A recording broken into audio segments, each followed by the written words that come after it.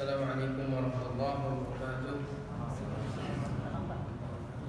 Alhamdulillahi hamdan tayyiban katsiran mubarakan fihi kama yuhibbu rabbuna wa yarda. Allahumma shalli wa sallim ala nabiyyina Muhammadin wa ala alihi wa sahbihi ajma'in wa ba'd. Alhamdulillah, a'azzana Allah wa iyyakum. Kita bertemu kembali dalam pembahasan ilmu tajwid dan tahsin tilawatul Quran. Pembahasan kita masih di bab makharij huruf, yaitu makhraj yang kedua al-halqu, tenggorokan. Di pekan lalu kita sudah membahas tentang makhraj yang pertama, yaitu al-jawfu, rongga, ya, tenggorokan dan rongga mulut. Jadi bagian rongga tenggorokan dan rongga mulut. Ada 3 hurufnya, itu huruf mad. Alif sukun sebelumnya fathah, waw sukun sebelumnya dhamma, ya sukun sebelumnya kasrah. Yang mana cara pengucapannya adalah yaitu dipanjangkan dengan 2 harokat dan habisnya di udara. Tidak boleh misalkan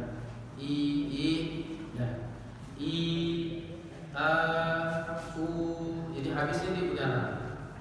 Jadi ketika membaca ayat yang ada huruf matnya yang dibaca panjang dengan 2 harokat, ada hukum mat asli atau mat tabi'inya, maka dibaca habisnya di udara. Sabbihisma rabbikal a'la. La, tidak boleh la. Wadduha, tidak boleh wadduha. Wal-laili idza saja. Ja ada ujungnya ada hamzah, itu termasuk kesalahan yang harus dihindari dalam membaca huruf-huruf jawfu itu, yang huruf-huruf mad. Baik, ini pembahasan pekan lalu yang kita bahas. Berikutnya kita bahas al-halqu, tenggorokan. Ya. Makhraj yang ada pada tenggorokan ini ada 3, sebagaimana sudah kita jelaskan di awal-awal. Ya.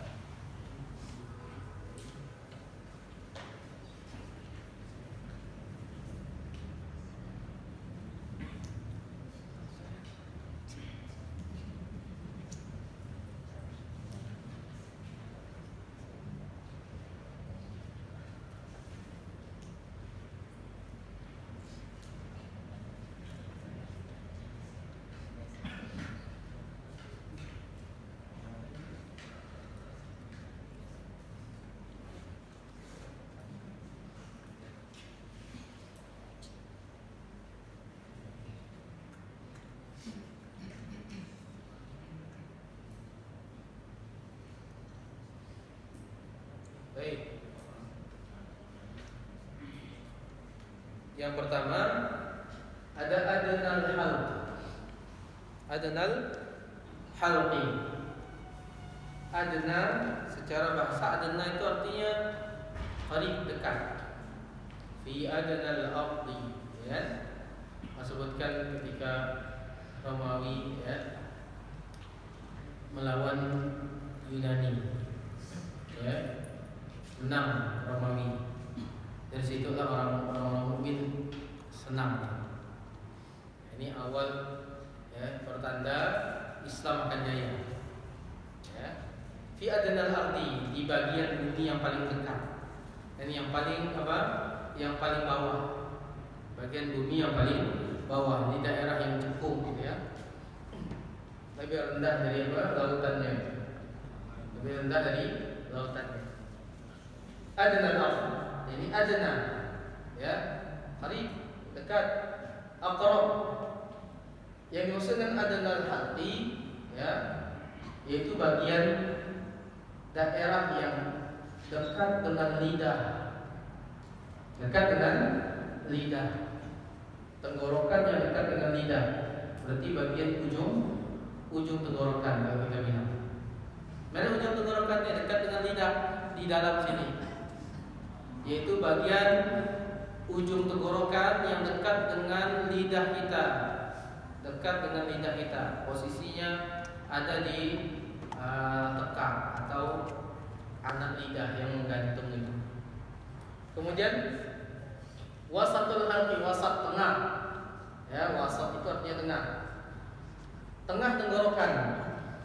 Kemudian yang berikutnya ada aqsa. Aqsa itu ab'ad, ba'id, jauh. Minal Masjidil Haram ila Masjidil Aqsa. Aqsa, ba'id. Ini ab'ad. Ma ab'aduhu ya minal fam wa yalihi sadr. Daerah bagian tenggorokan yang jauh dari mulut dan dekat dengan dada. Itu namanya tenggorokan bagian pangkalnya. Mana tenggorokan yang dekat dengan dada ini? Ya, ini dada. Jadi bukan keluar dari dada, ya, tapi maksudnya di ujung pangkal tenggorokan atau bagian yang tenggorokan yang dekat dengan dada dan jauh dari mulut atau jauh dari lidah kita. Itu namanya aqsal halqi. Baik. Yang keluar dari aqsa ini ada dua hurufnya. Ini dua hurufnya, yang pertama hamzah, yang kedua ha. Kemudian ini ada dua juga. Yang pertama ain, yang kedua ha. Ini juga ada dua. Yang pertama adalah ghain, yang kedua kha. Baik. Sebagaimana disebutkan oleh Imam Ibnu Jazari rahimahullah dalam Manzumah Al-Jazariyah, beliau mengatakan summa li aqsal halqi hamzun ha, summa li waslihi fa'ainun ha, adna'uha ghainun kha'uha. Kata Imam Al-Jazari rahimahullah, yang keluar dari pangkal tenggorokan adalah hamzun ha, hamzah dan ha. Summa li waslihi, kemudian yang keluar dari wasat atau tengah tenggorokan adalah ainun ha, ain dan ha. Adna'uha, dan yang keluar dari ujung tenggorokan adalah ghain dan kha. Ghain dan kha. Baik, kita bahas satu persatu dulu. Pertama, aqsal halqi, tenggorokan bawah atau tenggorokan yang paling jauh dari mulut dan dekat dengan dada, atau kita sebut pangkal tenggorokan. Keluarlah dua huruf yaitu hamzah dan ha. Baik, kita sekarang masuk ke makhraj huruf hamzah, yaitu keluar dari sini. Antum pegang pangkal tenggorokannya, dipegang. Ya, udah. Nah, sekarang ucapkan ya, ikuti ya. A, I, U, A. Sekali lagi. A, I, U, A. Terasa nggak dia getaran di situ? Ya. A, I, U, A. Baik, itu huruf hamzah. Kalau antum menanya, lo sama nggak dengan alif? Beda. Kita sudah sampaikan di awal. Alif, hamzah qata dengan hamzah wasal berbeda ya, tak boleh sama. Memang beda dia. Kalau alif itu hurufnya selalu sukun mati, dan selalu sebelumnya ada huruf yang berharokat fathah atau kita kenal dengan huruf apa? Mad. Ya, yang dibaca dengan panjang itu. Dan tidak bisa dibaca sendiri alif karena dia selalu sukun. Mesti ada huruf sebelumnya yang menemani untuk membaca alif yang sukun itu, yang mati. Maka orang Arab menjadikan lam sebagai teman alif, sebagaimana alif lam. Lam sukun berteman dengan alif, maka alif pun berteman dengan lam. Jadi disebutlah lam alif. Itu cara pengucapan yang bacanya. Tidak bisa sendiri, kecuali ketika kita membaca ejaannya. Kalau ejaannya ya alif itu ejaannya ya. Alif dengan 3 huruf, ala, lam dengan fa, alif. Itu ejaan huruf alif ya. Baik. Jadi berbeda dengan hamzah ya. Berbeda dengan hamzah. Secara pengertian juga berbeda, nanti kita bahas di bab hamzah qata dan hamzah wasal lagi. Nah, berikutnya ada ha. Keluar dari sini. Pangkal tenggorokan, bukan dada ya. Oh, hiu, bukan gitu. Oh, hiu, salah ini. Bukan di dada. Ini dia. Ha. Coba. Ha. Ha.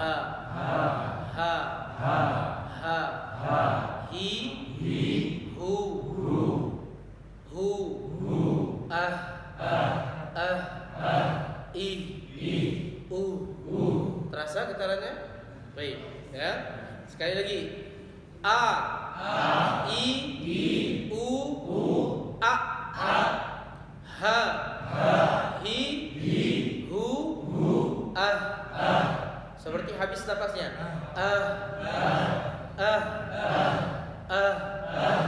Nggak boleh tanggung-tanggung misalkan nggak.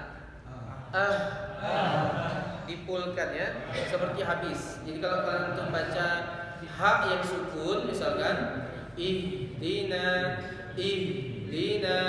jangan sampai belum aja sempurna udah. Ihdinas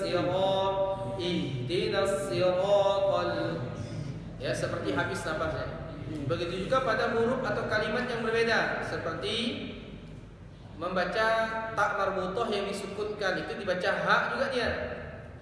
Qari'ah, seperti habis juga nafasnya karena dia dibaca ha. Qari'ah, al-akhirah sama. Tidak boleh akhirah, ya.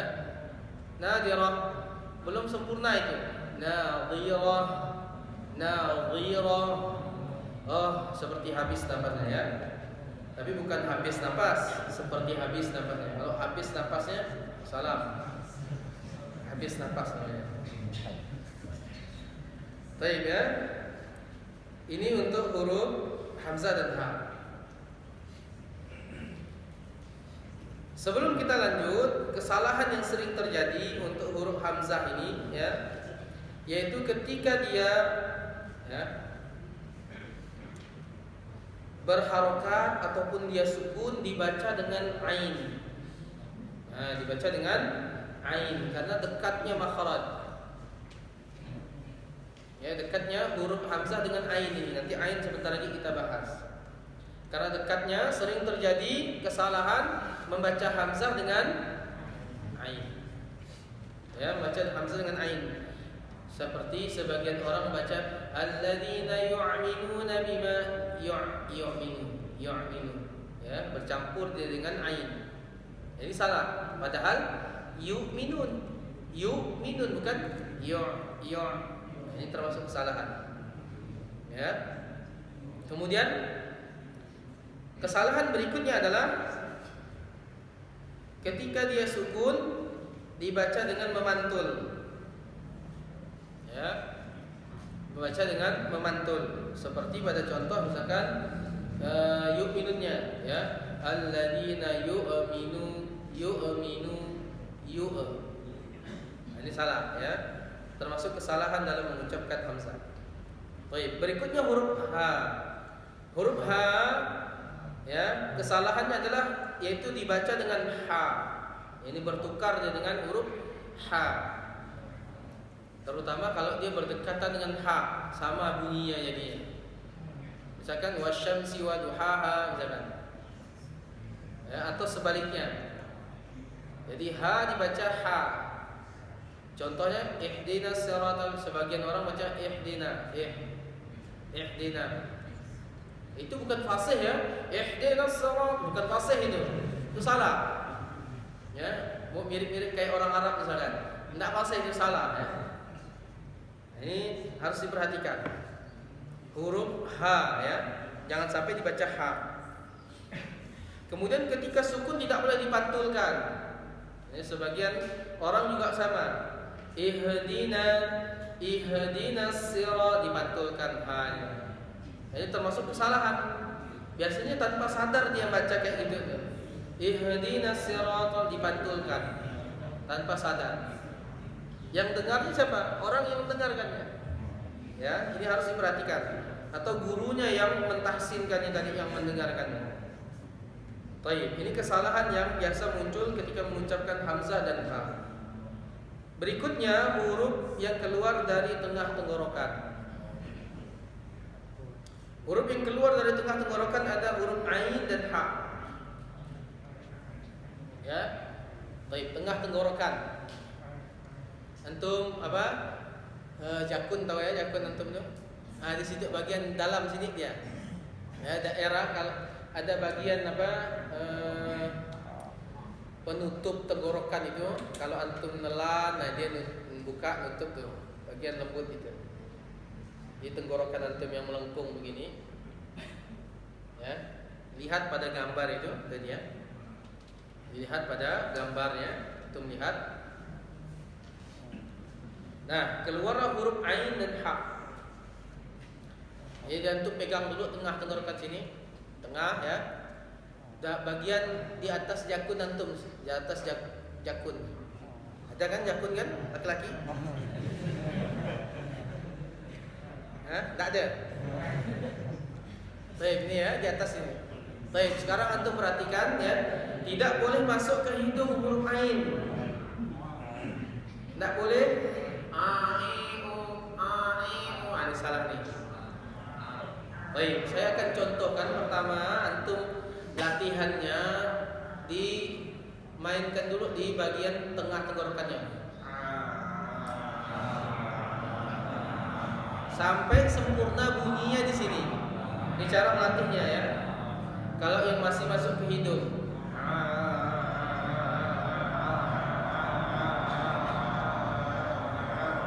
awal-awal memang kalau yang belum terbiasa sakit. Awal-awal sampai pedas rasa di sini kan, batuk-batuk ya. Perhatikan.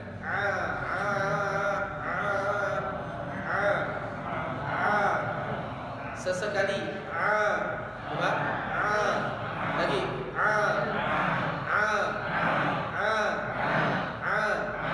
Tutup hidung sebelah.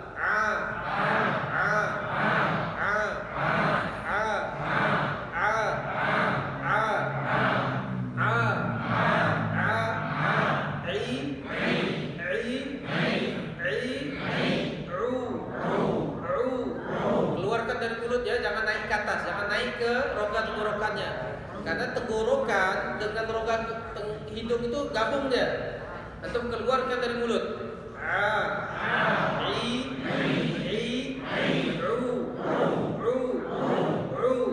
Kalau sudah terbiasa dua-duanya juga.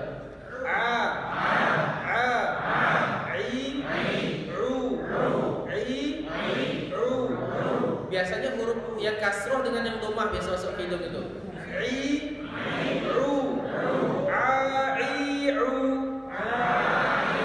Sambil antum main lubang hidungnya itu.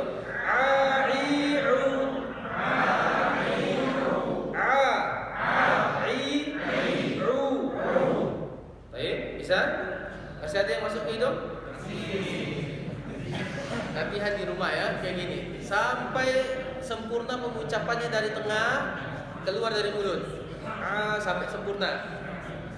Ya, antum main-main dulu di rumah latihannya. Sampai terbiasa ya. Kalau yang belum terbiasa memang butuh waktu ya, tidak sebentar. Tidak sebentar ya. Kalau setiap hari antum latihan 2-3 hari udah ada perubahan itu. Kalau tiap hari ya. Tapi kalau malas sepekan sekali lama itu. Baik, itu cara melatihnya. Intinya tidak boleh masuk ke hidung. Atau antum ubah jadi hamzah, itu termasuk kesalahan. Jadi akan kita sampaikan nanti di kesalahan ain. Biasanya orang takut masuk ke hidung, diubahnya di hamzah. A I U memang tak masuk karena jauh nih dengan rongga. A I U tak masuk dia.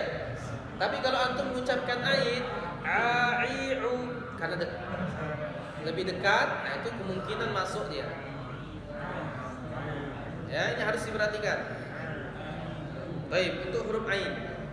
Berikutnya huruf H, sama tengah tenggorokan juga. Ini lebih gampang pengucapannya ya. Hanya saja bedanya dengan huruf ain. Kalau huruf ain itu hurufnya jahar, jelas, karena tidak banyak udara yang keluar serta tertutupnya kedua pita suara kita. Jadi di tengah tenggorokan itu ada pita suara yang tertutup saat mengucapkan ain. Sedangkan H itu terbuka pita suaranya, sehingga pengucapannya lebih banyak udara yang keluar. H, wa, ha, hi, hu, ah, ha, hi, hu, ah, rah, rih, ruh. Baik, nanti dilatih ya. Ini juga sama, kalau belum terbiasa panas tenggorokannya, sakit gitu ya. Baik. Sekali lagi kita ulang huruf ain dengan ha-nya. Perhatikan. A, i, ru, a. Ketika sukun a, ada suara yang lebih dengan lembut ya. A, itu namanya sifat bainiyah untuk huruf ain. Jadi bukan a, apalagi gitu. Ya, jadi pengucapan ainnya lebih lembut lagi. A, i, ru, a. Baik ya. Ada suara yang lebih sedikit tuh, kayak menggulung dia. Di bagian tenggorokan kita ya, yang bagian yang penutup buka ini di tenggorokan itu. Ya, baik.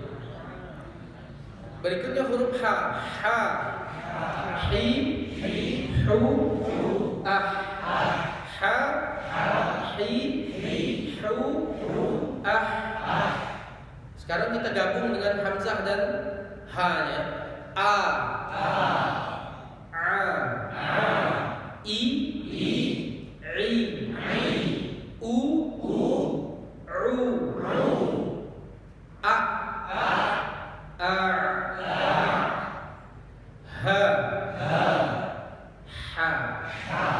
hi, hu,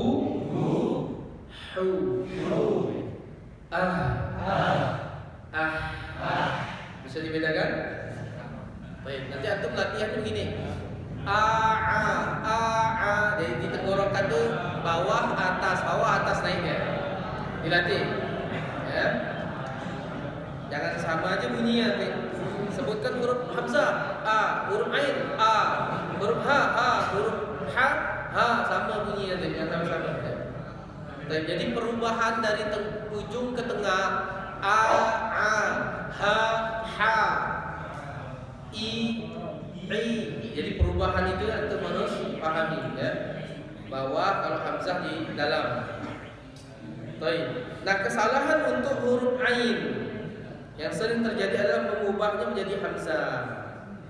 Ya, sebagian qari membacanya a'udzubillah, bukan a'u tapi a'u. Contoh yang lain misalkan an'amta alaihim an'amta alaihim. Nah, ya. Jadi a dia. Atau contoh yang lain misalkan iyyaka na'budu wa iyyaka nasta'in, jadi hamzahnya. Na'budu jadi hamzah bukan ain lagi. Ya, ini termasuk kesalahan. Ya.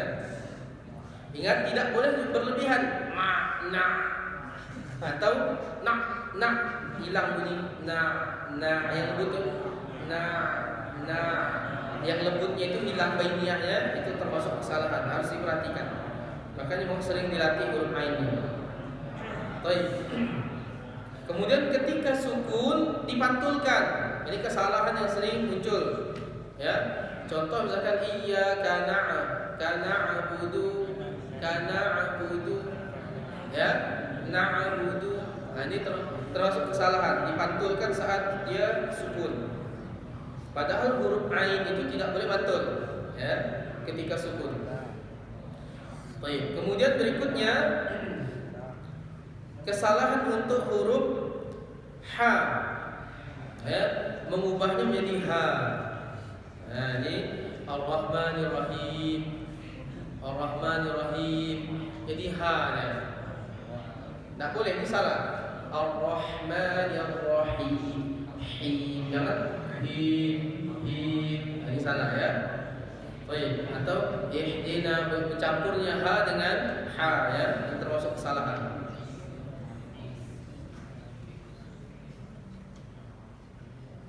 Baik, ini kesalahan yang sering muncul saat mengucapkan huruf ha. Ya, ada sebagian kecil saja yang ketika sukun dipantulkan, sebagian orang saja, tidak banyak. Ya, ini udah memang bacaannya memang betul-betul salah karena tidak belajar. Sampai ha pun dipantulkannya, ya kan? Yahkumu, yahkumu, ya kan? Yahkumu bihi dibaca, yahkumu itu udah apa? Udah kacau betul dan bacaannya. Baik, hanya sebagian kecil saja yang seperti itu. Kalau antum masih mantul, berarti antum bagian dari itu. Ya. Baik. Kemudian yang terakhir yaitu makhraj yang keluar dari ujung tenggorokan, adnal halq, yaitu ghain dan kha. Baik. Pertama huruf ghain, yaitu bagian yang dekat dengan anak lidah atau tekak antum yang menggantung itu bagian atas tenggorokan paling ujung dekat dengan lidah kita, ya, dekat dengan anak lidah atau tekak. Ada kan? Punya kan antum? Bagian yang menggantung di dalam itu, ya. Nah di situ lah keluar ghain dengan kha, ya, bagian atasnya itu tenggorokannya, ya, itu daerah dekat apa anak tekak atau anak lidah itu. Baik, ada ya? Semuanya punya kan? Baik, perhatikan cara mengucapkannya. Perbedaannya dengan kha, karena sebagian orang sulit mengucapkan ghain dengan kha nih, sama ya bunyinya. Ada yang baca khairil maghdu, khairil maghdu. Ini mengubah nih. Ghair dengan khair, ya lain khair dengan ghair.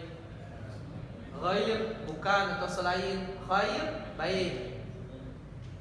Nah, ya, ini sudah mengubah. Sebagian orang kesulitan mengucapkan dua huruf ini karena samanya tempat keluarnya. Padahal sifatnya berbeda. Ghain itu sifatnya jahar, jelas, tidak banyak udara yang keluar. Sedangkan kha itu sifatnya hamas. Sebagaimana disebutkan oleh Imam Jazari wa ta'ala dalam Al-Quran Jazariyahnya, mahmusuha fahathahu syakhsun. Syakhsun, ada kha di sini. Sakat. Jadi huruf kha itu hamas, banyak keluar, banyak udara yang keluar. Sedangkan ghain jahar, tidak banyak udara yang keluar. Makanya pengucapannya beda kan? Boleh disamakan, walaupun tempat keluarnya sama. Baik, sekarang huruf ghain dulu kita bahas ya. Ghain itu cara pengucapannya ya, lebih kepada getaran di dalam. Ini bagian ujung tenggorokan tuh, getaran di situ. Seperti antum kumur-kumur masukkan naik dalam mulut, kemudian antum angkat begini. Jadi muncul getaran di sini, ya kan? Muncul getaran. Kenapa? Karena hurufnya jahar. Ya, hurufnya jahar. Yaitu penuh getaran pada pita suaranya di tenggorokan ini, ada getaran. Banyak getarannya karena makhrajnya jahar. Hurufnya memiliki sifat jahar. Seperti antum kumur-kumur. Nanti kalau belum bisa atau belum tepat di rumah latihan kayak gitu. Dibiasakan dulu getaran di sini.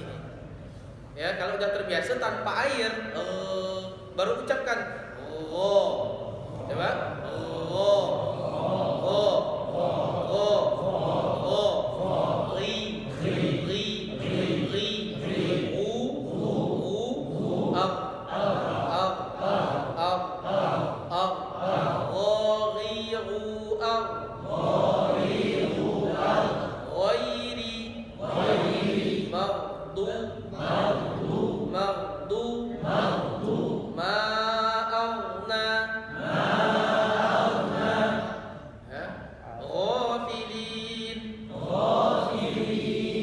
Contoh-contohnya ya. Sedangkan huruf kha ya, banyak udara yang keluar karena kedua pita suaranya terbuka, tidak ada getaran pada pita suaranya. Kalaupun ada kecil sedikit ya, karena banyak udara yang keluar pita suaranya terbuka. Jadi ketika mengucapkan huruf kha, perbedaannya adalah yaitu ditiupkan keluar. Kalau ghain tadi bergetar di dalam. Kalau kha ditiupkan keluar. Kha. Kalau ghain di dalam. Kalau kha ditiupkan keluar. kayak antum buang dahak tapi bukan mirip orang kelak gitu ya, itu lain ya, itu berlebihan tuh, tidak boleh ya, salah. Baik, sekali lagi, kho ditiupkan, kho, khi, hu, af, aflada, khalidin, khulud, khilalu, itu contohnya ya. Baik. Nah sekarang kita gabungkan pengucapan yang keduanya tadi. Ro, kho, ri, khi, ru, khu, af,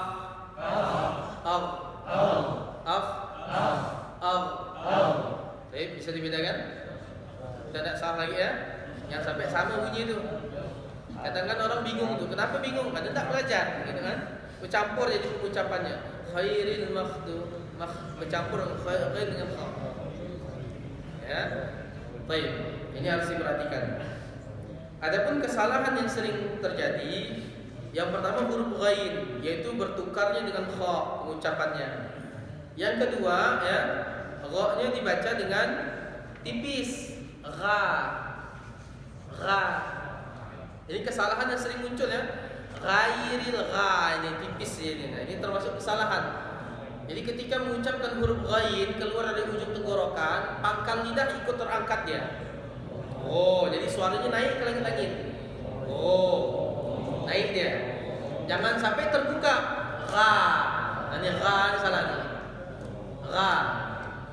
Ya, ini pengaruh dari logat Melayu kita. Ghairil maghdu, tidak salah nih ya. Baik. Kemudian kesalahan yang berikutnya adalah membaca gha-nya dengan ghaib, dengan huruf ra. Ghairil maghdu, ghairi. Ada sebagian orang ghairi, ro yang dibacanya. Ya, tidak bisa mengucapkan ghaib. Dibaca dengan ra. Ya. Jadi termasuk kesalahan. Kemudian ketika sukun, kesalahan yang sering muncul adalah memantulkan ghaibnya. Maghdu. Ini salah nih. Ma'aghna. Nah, salah ada itu. Di surah Al-Lahab misalkan, Al-Masad. Ma'aghna, ya.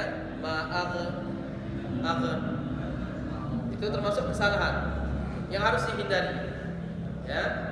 Karena ini pernah terjadi, ada guru ngaji, imam masjid, ya imam musola lah, jangan masjid, musola.